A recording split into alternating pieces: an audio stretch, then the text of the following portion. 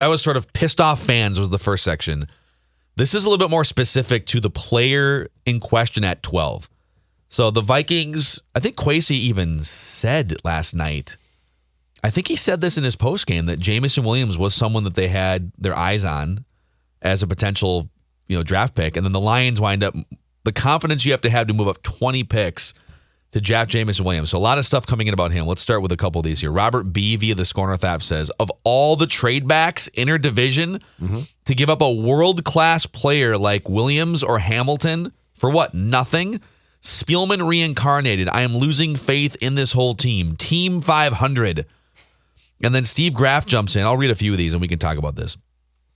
Steve Graff via the Score North app says, when a division foe wants to move up 20 picks into your first-round spot, the proper response is to tell them to bend over and say, thank you, sir, may I have another, until you're satisfied they have nothing more to give.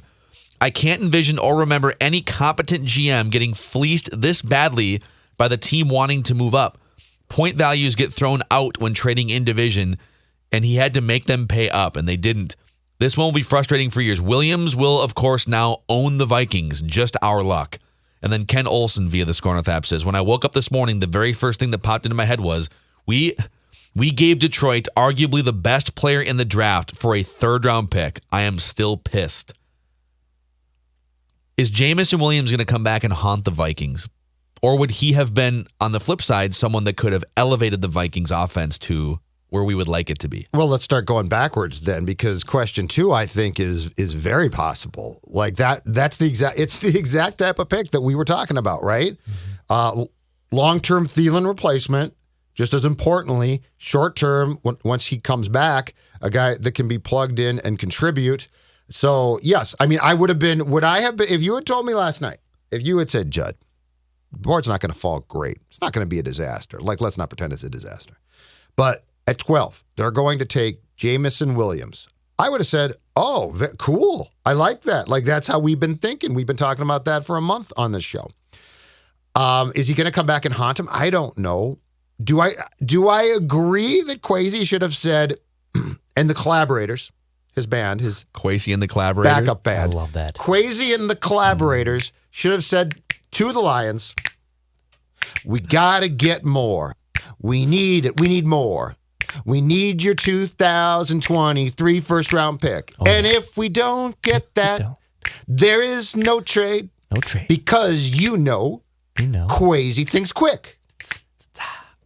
Kwesi and the Collaborators. Kwesi and the Collaborators. That's right. Great work, boys. Thank you so much. You've been a great crowd. We just got Detroit's 2023 first-round pick. I do agree with that about a division trade, especially with a team like the Lions. Okay, I'm just, again, different front office with the Lions and different coach, because they fire everyone every 2 or 3 years or whatever it is. But, okay, they nailed Calvin Johnson back in 2007. Okay, so they definitely nailed him. But as I go through their history as a franchise, when they draft receivers in the first or second round, okay, now Calvin makes up for a lot of this. So he's one of the greatest receivers of all time. Absolutely. But I'm just going back 15 years here. The non-Calvin Johnson receivers, here they are. First and second round. Charles Rogers, Roy Williams, Mike Williams, Titus Young, Ryan Broyles. Those are just epic busts. So they've got one Hall of Famer that quit football early because the franchise was such a dumpster fire. Yep. And then 5 absolute historical train wreck busts in the first and second rounds. So, again, different front office, different era. You can't necessarily hold Charles Rogers 20 years ago against this regime with the Lions, but it is the Lions. So I'm not. If it was the Patriots, if it was the Rams or something, I would feel like, ooh, it's like trading with. There's certain teams in baseball you don't want to trade with. Usually the Tampa Bay Rays. Although I think the Twins got the best of the Joe Ryan trade. So I guess the first part of my assessment is I don't fear the Lions part of this as much, but I think it's less about, oh my God, the Lions got Jameson Williams. Now he's going to haunt the Vikings, which may or may not happen. And it's more about the Vikings had a chance to have maybe 3 of the top 15 wide receivers in the NFL in a system that runs more 3 wide receiver sets than any team in the NFL. Jameson Williams, before the injury, was regarded as the number 1 wide receiver in this draft. This dude averaged 20 yards per reception at Alabama his junior year last year.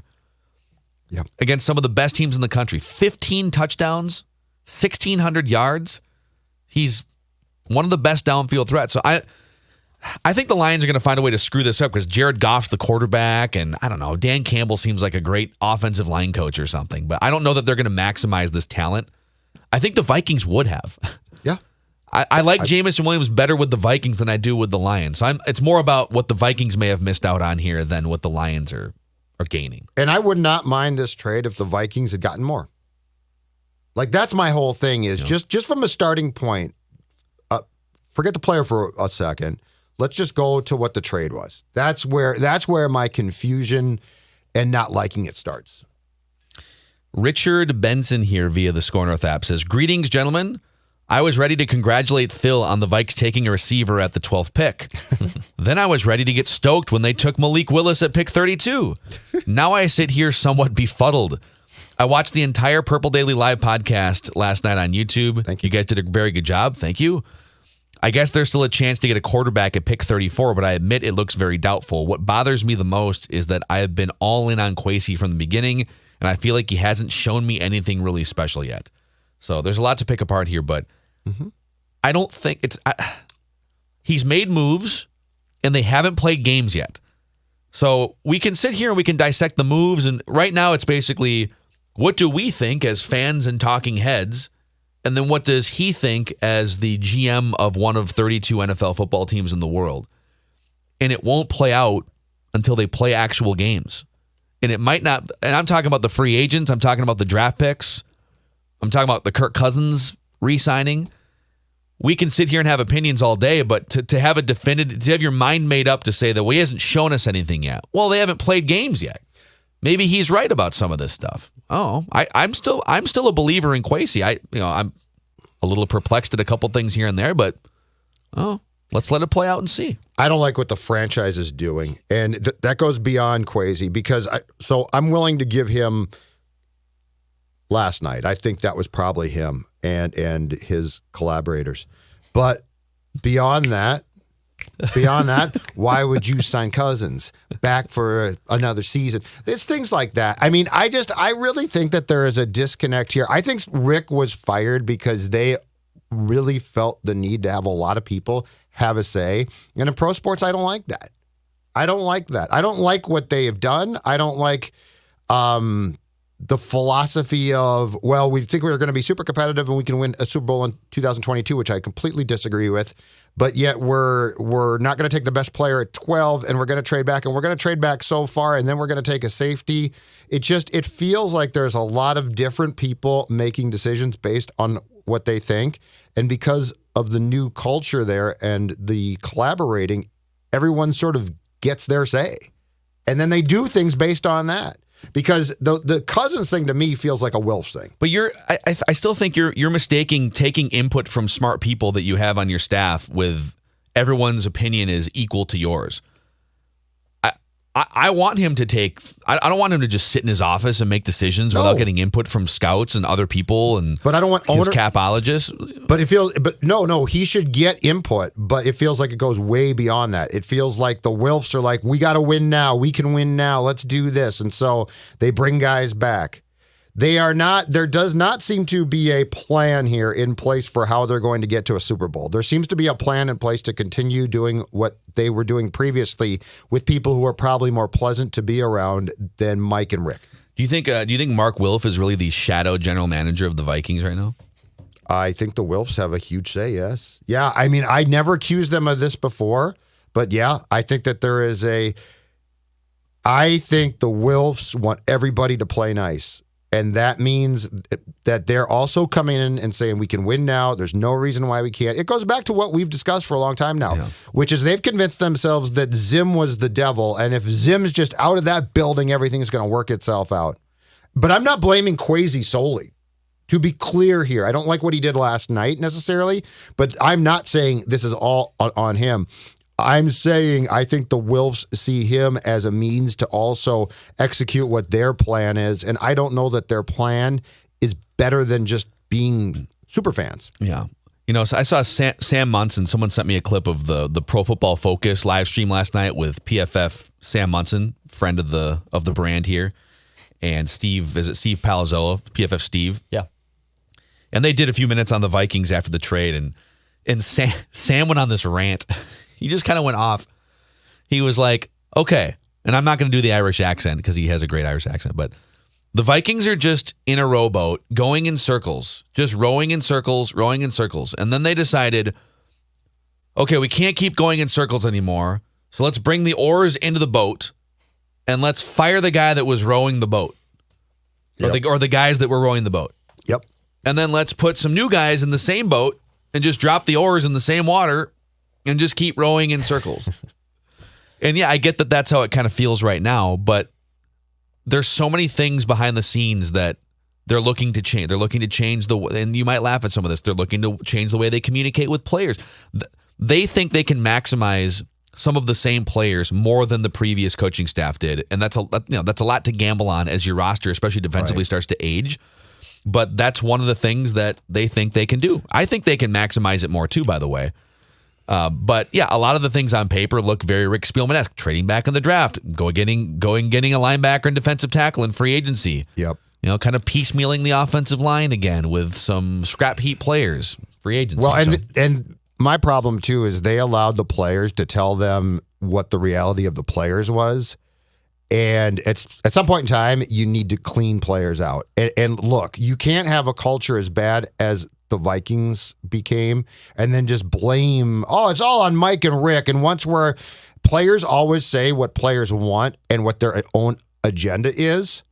And that doesn't mean that is the direction to go down. Let's see 2016 Wild, Minnesota. Yeah. They told you what was what. And guess what? That's BS. Get out of here. You're gone. And, what Kendricks did still rubs me the wrong way. And he does a lot of good, and I think he's a very smart man. But for him to have been as team as he was, and then literally the day that Mike is fired tells you culture of fear.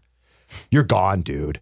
Like that doesn't fly with me. Then if it was that bad, then you had to have a bigger voice then. Don't get Mike out the door and say culture of fear. So you were afraid Mike was going to cut you, Eric? Yeah. If you're a first year player, totally get that. Shut up, sit down. But if you're a leader and you allowed everything to go on behind the scenes and now you're going to clean it up and make it very clear this was all Mike's fault, that completely, to me, is a respect factor that I think is gone. You and I'm glad we're going down this path because you and I are fully aligned on this. There's so many people that think, well, what are you supposed to do? Your boss won't let you lead. This is different. This isn't working in an office building. This isn't, and by the way, even in your office building, if your boss is being a jackass and not letting people, you can definitely speak up. You can manage up. There's ways to not just go in and put your head down and go into your cubicle, right? So, Kirk Cousins, Eric Kendricks. What are they supposed to do? The coach was a tyrant and led a culture of fear. I don't know. You guys are all adults. You have just as much leverage as great players in the organization as the coach that's not winning games anymore. Correct. So, yeah, why was some of that stuff? Why did the ownership not even know that the general manager and the coach weren't speaking to each other? So some of this is going to get fixed by just having better communication with the GM and a better relationship. But to your point about the players, what kind of leaders are you guys if you just sort of let this happen and didn't step up and manage up and make your voice heard? The New York Giants team that people compare, if the New York Giants can make a run in 2007, their quarterback can get hot, why can't the Vikings? Well, guess what? The leaders of that team before that season started went to their tyrant culture of fear coach and said, guy, we ain't going to play for you anymore. And Tom Coughlin said, okay, let's talk. What do you need me to do? Exactly. I'm here. We all want the same thing. We want to win, right? And the other thing that you have to be careful about, because athletes are prone to this, is they basically tell you what was what and how it's going to improve. And then when people who are more open to listening to them come in, guess what they do? They try to run things. And there is nothing worse than allowing players to run things. There's a difference between all being on the same page. But that whole thing of, Zimmer was a tyrant and now he's gone is also sometimes an entree to be like, okay, now we got who we want. And now we're going to push. There's a lot of red flags in sports that come up that I don't know that people read correctly. This reminds me of the comment that Kyrie Irving made a couple days ago after the Nets got swept. And he said, yeah, I definitely plan on coming back and I want to play here again. And, me and Kevin Durant are really looking forward to continuing to build this franchise with our partners in the front office. It's like, what? Yeah, exactly. You're what? Yep. No, dude, you're a player. Yep. Okay, as we keep going through these comments here, the other thing that Richard Benson said was, I still think there's a chance they pick a quarterback at 34, but it looks very doubtful. The quarterbacks, there's one quarterback in the first round. I don't know how long it's been since we've only seen one quarterback in the first round. But Malik Willis, Matt Corral, Desmond Ridder, Sam Howell, Carson Strong, those are basically the next 5 quarterbacks on most draft boards. The Vikings have 3 picks tonight.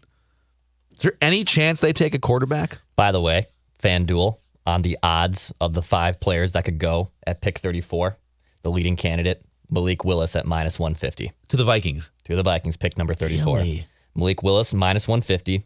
Andrew Booth, plus 500. Kyler Gordon, plus 750. Nakobe Dean, plus 1,500. Interesting. So I'll go back to what I said earlier. I can't remember if it was Purple Daily or Mackey and Judd, but Malik Willis has been deemed by every team as a project at this point. If he was just ready to step in and just be Malik Willis in the NFL, he would have been a first-round pick.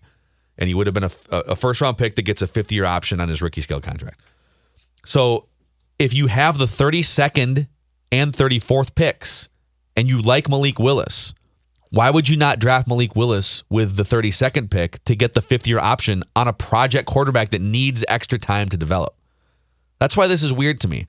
If they did it, listen, I'll celebrate and it'll be a freaking blast and it'll be great to talk about. But wouldn't that be am I missing something? Wouldn't that be a misstep? Why would you, unless they feared that, who's picking 33rd? Tampa?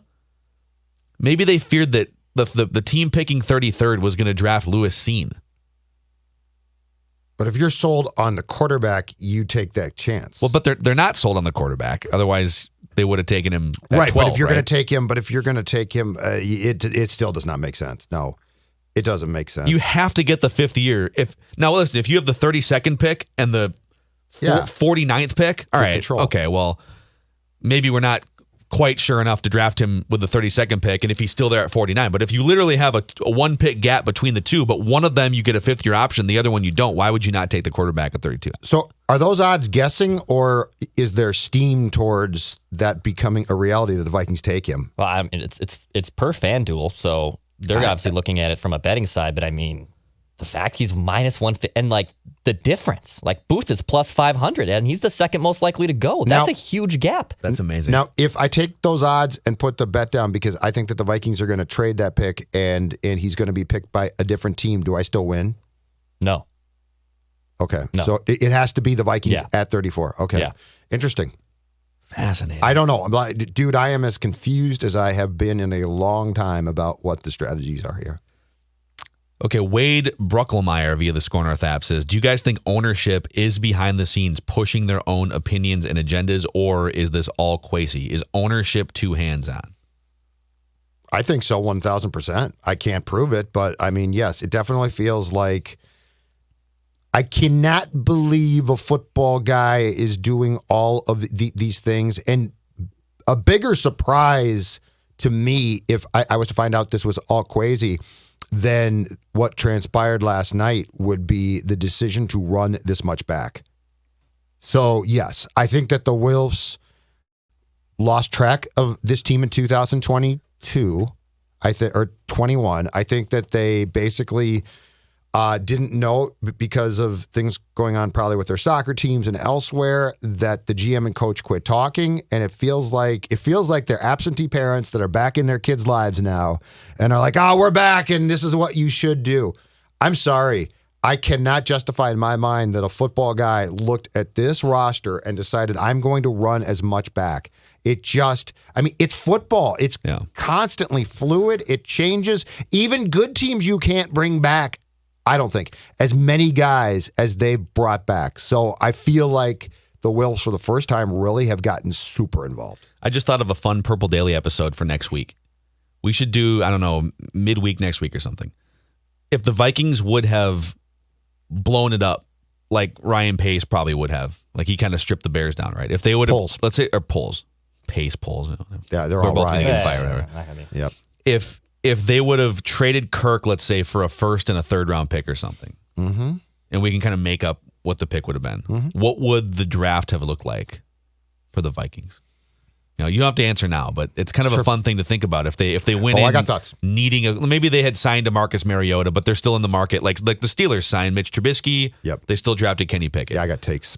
What would the whole thing have looked like? I like that. Interesting. Let's do it. Let's do it next week. I love that idea. All right, boys. Feedback Friday here every single week. We turn the show over to you guys. And again, if you missed the live Purple Daily No Twins 4.5 questions? hour extravaganza, I'm sorry. 7-game we are win all streak out of versus time. 2011. No Twins questions? All that time. They win again last night? Yeah. Yeah. 7 consecutive wins. They're hot. Yeah, that's great. Awesome. No, I'm genuinely happy. No for the wild questions? Great. Big win last night. Well, Big Buster tonight's going to be Olney's. ridiculous. Every team's in action tonight, right? Including Vikings draft. And the Wild needs either a point. St. Louis point. loss, so they need Just a point. Okay. They need a point. Or a St. Louis loss. Right? I thought the Blues. Did the Blues already finish their season?